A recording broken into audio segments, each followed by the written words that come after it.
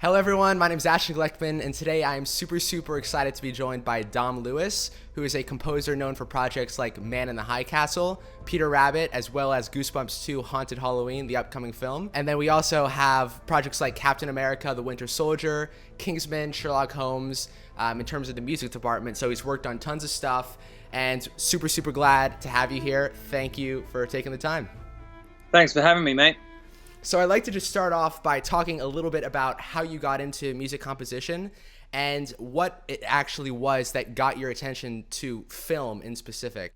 My dad was a cellist, so I wanted to be like my dad. So I sort of stuck with the cello till I was about 17, 18. No, a bit earlier than that.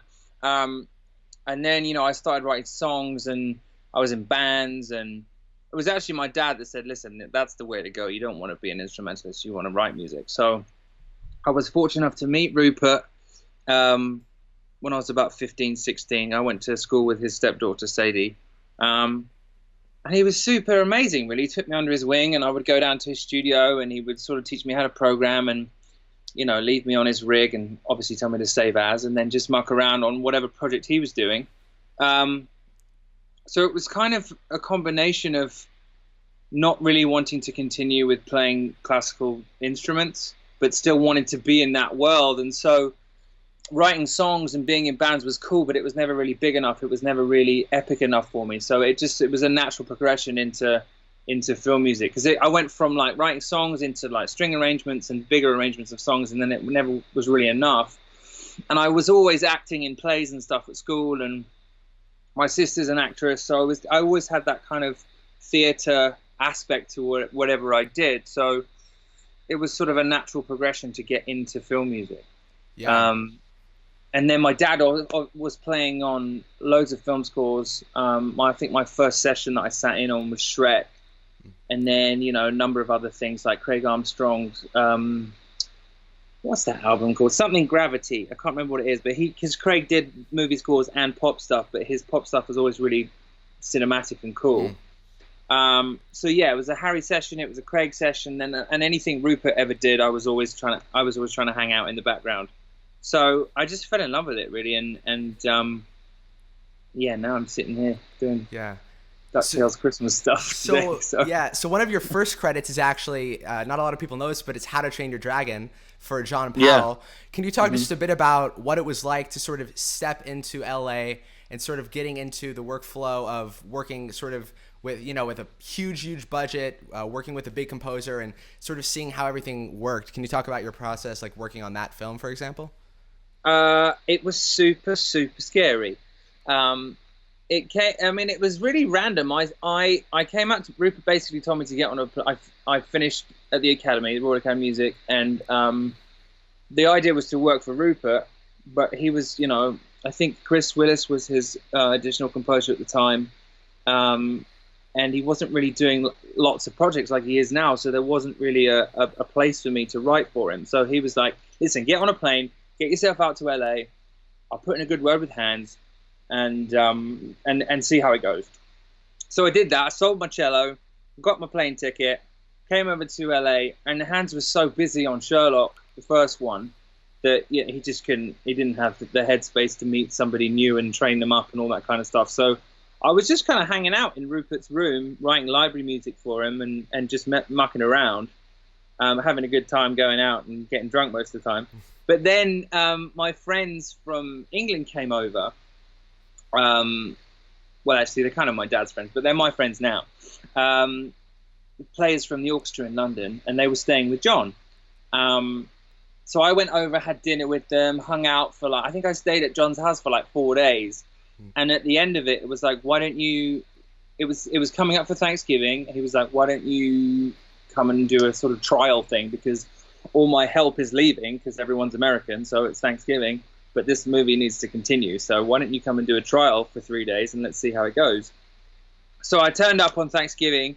And I think he started me off with the cue that's on the soundtrack album. I think it's called Not So Fireproof. And it was sort of half mapped, and he sort of showed me what he thinks it should be, and then I went down to what became my room for the next month, and it was was orchestrating it out and adding little bits and pieces. And he came down, and I think he came down like 2 days later, but and it was good. He said it was good, and I carried on. I finished the movie, and did a couple of other cues, and it was really great for me because it threw me in the deep end. And John is so understanding, but yet he has such a high standard of what things need to be. It was great for me to be pushed and to be thrown in the deep end, and to like I remember sitting there saying, no, it's got to be better. So I don't know if you've been to his place, but from Bach all the way through to Wow. Whoever it is, Stockhausen. I mean, it's huge. So I was constantly going in there and pulling Ravel out and pulling Strauss out, and just like, what would they do? Because I really wanted it to be the best it could be. So it was really good to start my career off like that, because it sort of set the bar high from the beginning. Yeah. So what do you think was like the one main prominent thing that you took away, or I guess that was the most surprising to you while working on your first sort of big Hollywood feature? Was there something about the workflow and how intense it was that sort of really got your attention, or was it something having to do with just the amount of music and the amount of work needed to go into it? Like, what was the most surprising thing that you sort of took away from the experience? The most surprising thing was probably the pressure I put on myself, because John remains, I think, one of my favorite guys to work for. He's so understanding of additional composers and what they're giving for essentially his project. So I mean, for example, on Kung Fu Panda, when we worked together on Kung Fu Panda, I wrote this cue that was sort of very Puccini-esque towards the end of the film. And he sat down and he listened to it, and he said that this is great, and it totally works. I think they're going to want something more like this, and he sort of played something on the piano. But if you're adamant that you think this is what they want, I'm totally happy to play this in the meeting. And I just think that's really cool, because not a lot of people would do that. I've worked for lots of people that are like, no, it needs to be this, change it. Bye, I'll see you in 6 hours. Like, it needs to be ready. But that wasn't the process with John, and that was definitely the case on How to Train Your Dragon as well. It was really like, wow, I'm putting so much pressure on myself, but I should be believing in myself, and I've got this guy who's saying that I can do it, and so I should just get on with it. And I think that was the big surprise, that I could do this. I was in the seat now, I was doing additional music, and I was actually doing it, and people were liking it. So I guess I'd say that was the biggest surprise to me at that point, that actually this could be the path for me. Yeah. And so because as a composer, it's like you constantly deal with self-doubt and like, should I really be doing this? Am I good enough? You put on some John Williams or Hands or whatever it is, and you're like, why do I bother? But it is important to believe in yourself and really, like, because if you don't, who else is? So now continuing your musical journey in LA, we get into your collaboration with, of course, Henry Jackman. And you've worked on projects with him like Captain America, The Winter Soldier, where you contributed your voice, but also music. Also The Kingsman, Sherlock Holmes. Can you talk about your journey with Henry and what that step of your career what that experience was like in general? Totally. I mean, so after How to Train Your Dragon, I moved back to remote control and started doing Rango with Hans. Which was another extreme. I moved from being super scared with John into a completely different fear working for Hans, because it's just like it's so scary. And I didn't leave remote for about 3 months. I had interns go get me spare underwear, and I would shower up in the 42 building. Yeah, it was pretty dark. Wow. So being in a room with Gore Verbinski and being super scared and thinking that my career is done again. Just the first few years of my career was like, I'm going to be sent back to England. But I got through that, and I think it was a sort of mutual understanding between me and Hans that we tend to write naturally pretty different music. Like I can summon the strength to sort of sound like Hans if I wanted to, but it's never it's never going to come completely naturally to me, because the great thing about Hans is that he's a fantastic breaker of rules, and he does it in a way that sounds amazing. But I think my problem is that I'm so ingrained with rules of being classically trained that it doesn't come naturally to me to put trombones really low in thirds, but Hans makes it sound amazing. So I think we came to a mutual understanding that maybe it was better for me to sort of train and be mentored by Henry. And obviously Henry, knowing that I was from the Royal Academy and had a very similar upbringing to him, you know, was in choirs as a boy and also was into dance music and like had that juxtaposition of electronic music with classical music. I think Henry was really excited about the chance to collaborate with me. So it just felt like a natural progression to move and to start writing with Henry. And that started with I did Gulliver's Travels was the first one I worked with Henry on. Just like 2 little cues. And from then, what was the next thing I did with him? I don't even, it was such a long time. But anyway, it sort of went from like ghostwriting with Henry, and you know, it was a cool process, but I wasn't really allowed anywhere near the meetings. It was like, do the cues and then I'll tell you if you need to fix them after the director and the producers have left. And that moved to like me being in the room and being a voice. And by the end of my 5-year tenure with him, I was, you know, contributing in meetings, and then eventually that led to being co-credited on stuff. So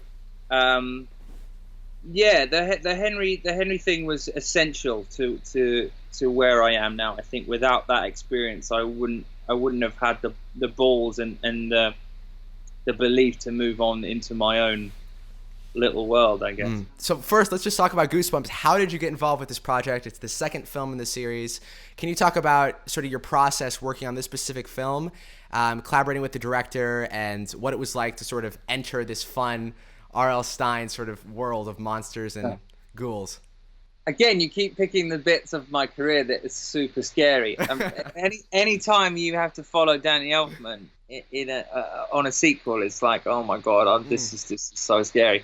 But process-wise, I think it was important to start off knowing that we were going to use Danny's theme in parts of the film, because there's so many franchises now that just do away with the original themes, and then it has no correlation. The films have no correlation and no through line.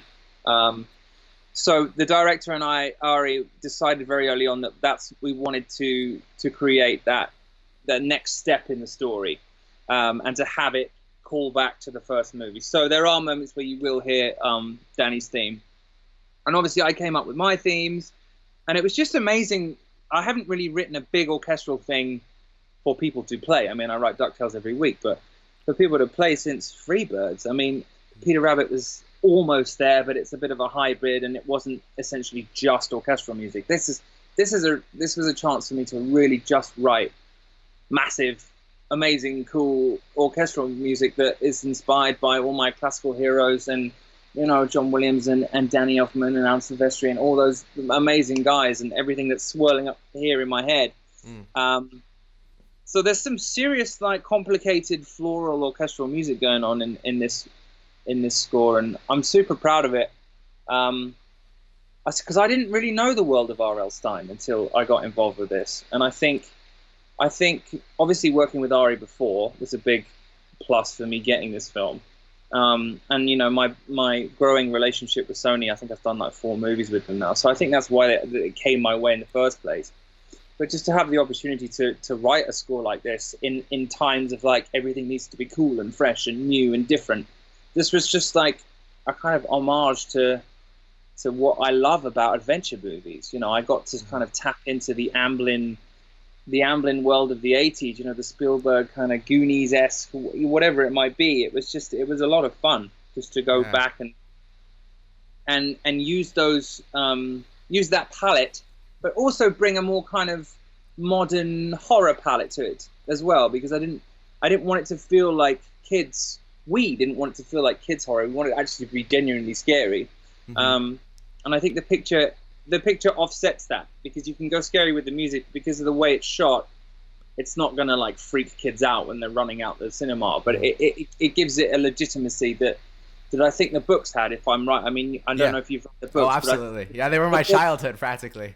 Right, but I mean, I may be wrong, but they were legitimately scary for kids to read, right? Absolutely, 100%. Right, so 100%, exactly. yeah. So that's what we were trying to create with the books, and not to go light horror with it just because it's a kids' film. They did always have the sense of adventure, though, so that makes sense. It's like the creepy, almost like the Goonies in a sense. Some of that could be scary for some kids, but it's also adventure and fun. Right, exactly. Yeah. That's what I wanted to tap into. Yeah. So going into this project, did you actually write like suites for different characters or different situations in the film? And what were, I don't know if you could disclose, what were the suites and what were those things for? And how did you get sort of pumping into the project?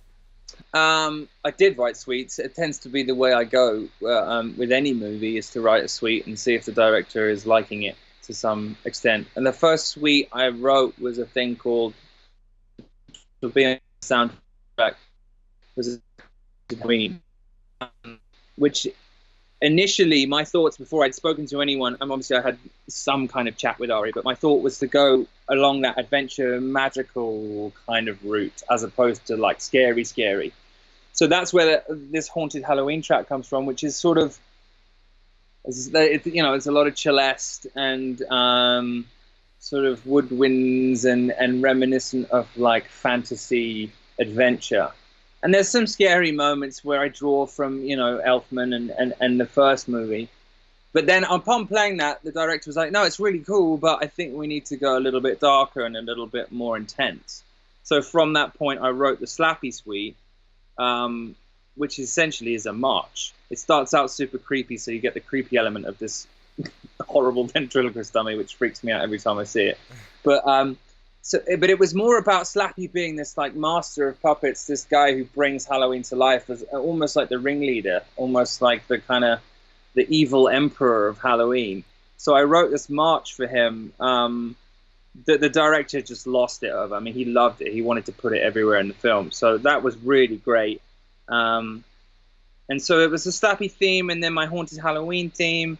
And then kind of anything else I needed was, we went back to Danny and the Goosebumps theme. Oh, that's not true. I wrote a theme for the Gummy Bears as well, but that didn't come in a suite. That just came when I was writing the cue, which is sort of late on. And it was like, it started out as a 1-minute piece, and then it moved to like a 3.5-minute piece. So it was, the Gummy Bear thing is really, it's crazy. And I'm so amazed that you should have heard them sight read it, because it's really difficult music. And we put it on the stands, and it was just like, oh, okay. They just made that look so easy. Did you guys record it in Los Angeles or in London? Yeah. For this one? No, in LA. On the Sony lot. Wow. So, I wanted to do it like that because, as I said, I went pretty traditional with that first suite, Haunted Halloween, and drew from my heroes like John Williams and Al Silvestri, and those guys tend to record at Sony, and all my favorite scores have been recorded at Sony. So I wanted to sort of pay an homage to that. Yeah. So now if we can get just a little bit nerdy. So if you're watching this video and you don't like nerdy music stuff, then I think you've had your fun, but it's time to get nerdy now. So I don't know how nerdy I can get. I'm not massively advanced on the tech side of things, but I will try. So I'm interested in what digital audio workstation you're currently working in, and also what are sort of like your desert island go-to samples for both orchestral elements and synth elements. I can definitely get nerdy with this kind of stuff. Orchestral-wise, all my Perky Spitfire. What are you using for sort of like your big, I don't know if you use like big epic percussion, but what kind of libraries would you be using for that? Well, I've got the Spitfire stuff, but I've also, I'm very lucky to have worked with John and Hans, who have given me some of their personal stuff that I've converted secret weapons that I've converted into. But none of us have. None of us. No, you unfortunately won't be able to get hold of those. Like, I've got a lot of Kung Fu Pandas specific stuff, the Surdos from John that I love that I use. I've got a lot of old Hans snares and cymbal stuff that was from his original sampling, like way back, that used to be in Giga Studio. Wow.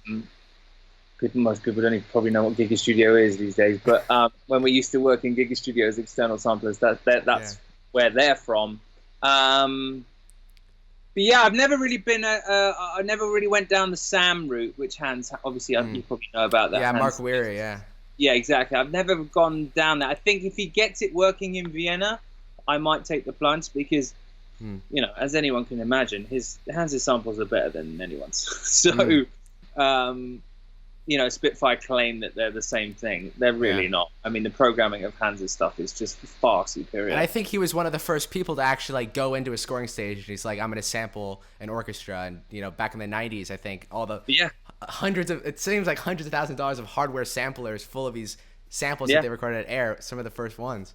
And I still use some of them. There's this thing called HZ mutes, Wow. which are just like, they're golden. If you want Wow. something to be warmed up in a mix and you just can't get it to be warm and give you a big hug, just stick in the Hans Zimmer mutes just behind everything, and it's like, it's so great. Wow. Come on, Hans. Release them. That's never going to happen, I don't think. Yeah, but so what about like synthesizers? Because there is like some synth stuff in Man in the High Castle. So what kind of synth stuff are you using for like sort of underscorey cool type stuff? Normally with the High Castle stuff, actually, it's just processing. It's taken from, for example, I'll have a struck chimes patch in my sequencer. I'll play some stuff, print it, and then just mess with it, stretch it with pull stretch, or stick it through a bunch of delay and just record the delay for like 5 minutes and take samples of that. So the High Castle stuff's a bit different because I didn't want it to sound synthy, so I take real instruments and mess with them. But say something like Money Monster or Spooks the Greater Good, a lot of that was the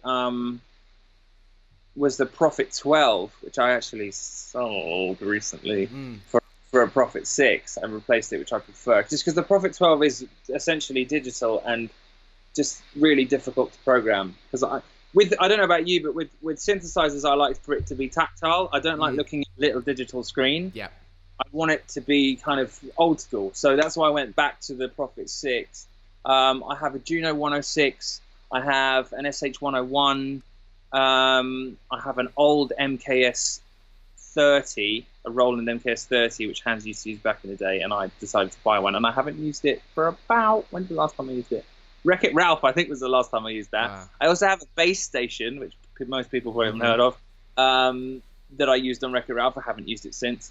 But that's like all the sort of external synths I have. In the box, I just kind of mess with stuff. Like it depends what it is. If it's something cheesy and 80s, I'll go with Silent. I don't know if you know that. Of course, yeah. And then if it's kind of a bit more legit, I'll probably move over to Reactor or something like that. Do you use any of like the HZ Zebra, what Hans uses? Oh, of course. Yeah. No, I'm very lucky to have all of the Hans' patches too, which I can mess with. Yeah. I'm sure you got the secret weapons, of course. Yeah, you just got the Inception patches, as you do, whatever. But the thing is, you can't use them. It's like, it's cool to have, but you can't. They'd be like, where? I've heard that. Yeah, no, you can't use that stuff, but it's always nice to be like, oh, what? Yeah, okay, and that's for the bat flaps, for example. It's like, oh, but that's really cool. Can't use it, but whatever. So I do use a lot of that. What have I got? Like a CS80. I don't know who makes that. Isn't it a Yamaha CS80? Yes, but it's an in the box recreation of it. Arturia, of course. Yes. Yeah. Yep. Yeah. It's a great one. Use that a lot on DuckTales. I use Retro Machines quite a bit, actually.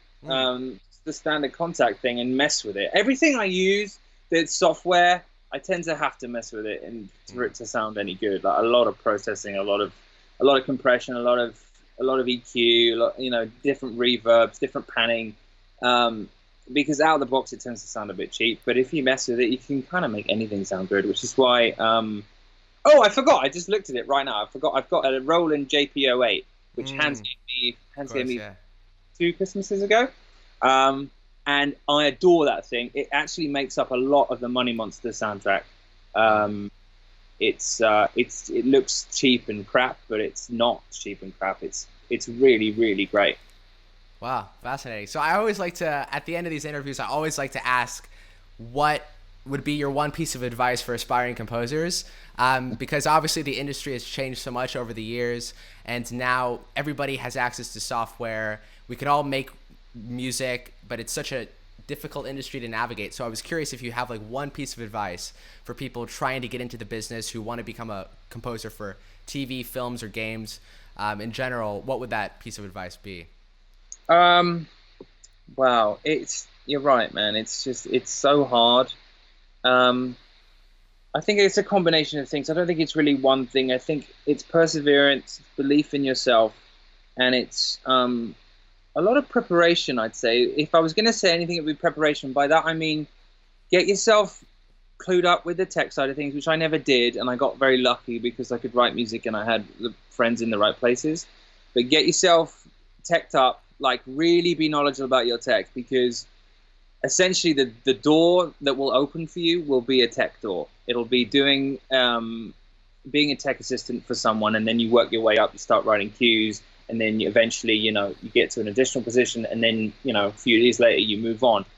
But as well as doing that, if any of you are studying, you're still at college, get your tech down, but really listen to music, listen to everything. And when you listen to classical music, get the score out, figure out what these guys are doing, how they're making it work.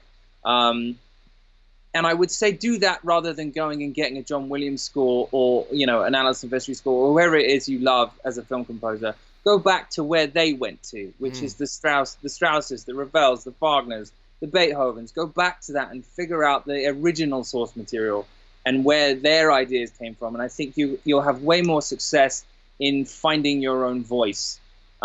Because I think a lot of the trouble with kids now, I say kids, I'm a kid myself still, but in terms of this career, but they look to the Hanses and to the John Williamses, and those guys, the reason why they're so great is because they went back to the original source material. So that's why you get a lot of like rip-off Zimmers and a lot of rip-off Williamses, because people are just copying that, whereas Hans's library in his head and John Williams's library in his head is so vast, he can pull from anything and make it his own.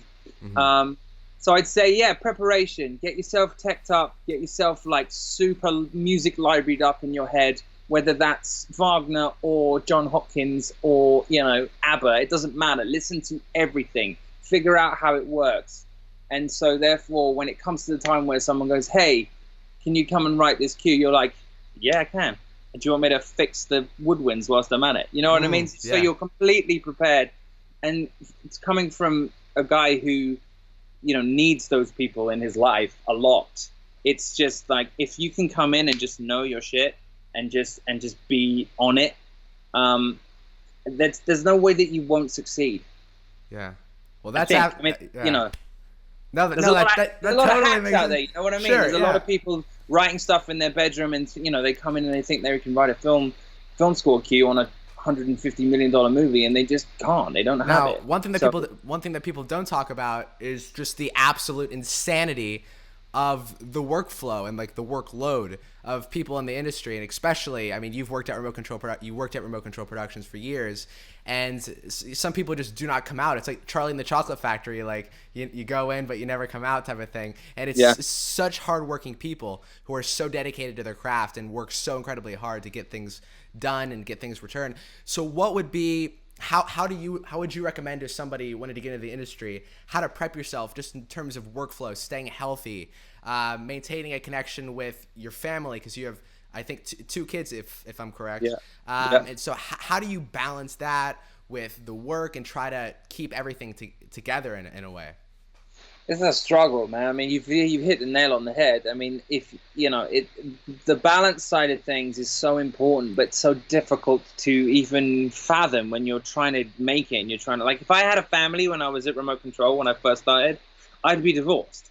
I wouldn't have children. I'd be divorced, because it is important for those first few years of really trying to make it. If you are with someone, if they really need to understand and to get it, because it's such a huge sacrifice for you as well as a sacrifice for them. Like I constantly praise my wife for just even staying with me, because even now when I have my studio in my house and I can go in for lunches and dinners and bath times and bedtimes and stuff with the kids, it's still crazy. I mean, Goosebumps was nuts. we got like locked picture 10 days before scoring. Wow. So I mean, like, essentially 35-40 minutes of music pretty much had to be rewritten in order to get it on the stands for that particular cup. And the same thing went for Peter Rabbit. So creating that balance is so hard, and especially when you're not a Zimmer or a Williams or a Powell, and you can go, you know what, that's not going to happen until next week. Because I can't do that now. At this stage of my career, I have to be like, yes, sir, of course, sir. Anything 3 bags full, sir. I'm almost transitioning to a point where I can go, you know what, that's going to happen next week. But still, it's tough, and you need to have people around you that understand and know the sacrifice you're making in order, essentially, to make their lives better.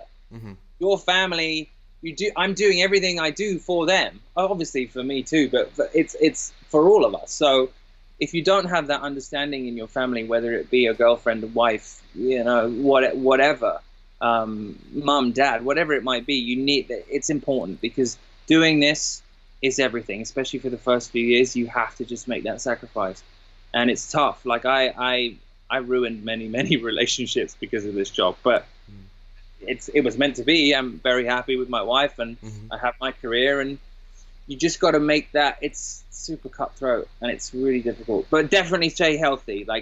And I'm really bad at it, but you know, take your vitamins, be healthy, eat well, exercise when you can, make that time to do exercise in the day. Because I mean, when I worked at remote control, I'm still a big guy, but I want to say like 40 pounds heavier than I am now. Wow. And I was a big, unhealthy, fat dude, and I still managed to land a hot wife. But that's not the point.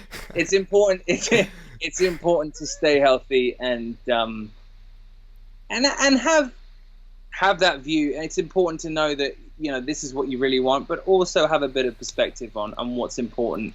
Because at the end of the day, like sort of flipping from what I was saying, at the end of the day, you don't want to get to 65 years old and look back and go, oh my God, I missed my child's life. Or, oh my God, I like that birthday that was their last birthday, and then something, you know, what you don't want to, I don't want to be morbid, but it's important to have perspective and go like, actually, no, this is important. That queue can wait. I got to go do this. If I have to stay up all night and do it, fine. But that's important to me. I'm going to go do it. Absolute true words of wisdom, man. Thank you so much for sharing all that information and No for worries. taking the time out of your day just to do this. I really, really do appreciate it. Of course.